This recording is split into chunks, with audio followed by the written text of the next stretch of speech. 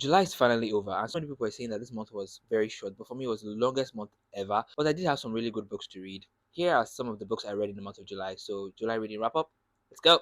So I started this month off with Elantris by Brandon Sanderson. This book is near and dear to my heart. I love it so much. Now, so many people on Book Talk don't really like it because this is one of Brandon Sanderson's earlier works, which is not perfect, like the Cosmere and the other works he has put out. But me personally, I read this book and I enjoyed it, and I learned so many things when it comes to politics and systems in this book, and I really, really bloody enjoyed it. So the next book I read was Firstborn of the Sun by Marvelous Michael Anson. This was an ER given to me by the author. Awesome, by the way. This is Yoruba mythology fantasy that has really interesting characters, political intrigue, and a very, very unique caste system that ties the magic system around. Like, the reason why the caste system exists is because of the magic system, and I found that very interesting to read. You have characters that are so frustrating, but you root for them either. It's just a really, really lovely story, and I cannot wait for you guys to read it.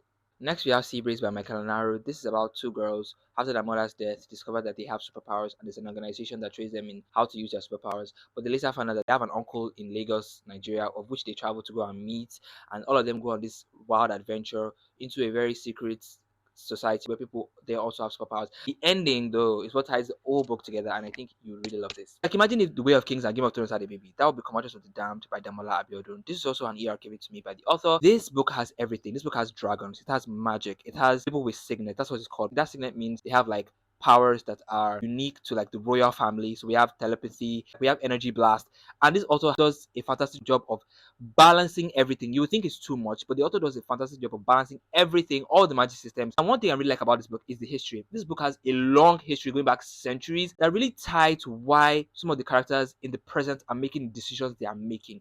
Now, it has so many characters. The funny thing is, you wouldn't know who to root for. Guys, this was a really, really, really fantastic read. I cannot wait for you guys to read this. This was amazing. I kid you not. I went into this book with zero expectations, and it became the best book I have read this year. I love this book so much. Like, the author does a good job of taking inspiration from Yoruba mythology and adding his own sprinkle on it, and you will not be mad because it is just so well done. It feels familiar to the food, to the language. That's why it's not difficult for you to like understand things. She gets, but there are some new things that are just there, but it's not too jarring. It just flows properly.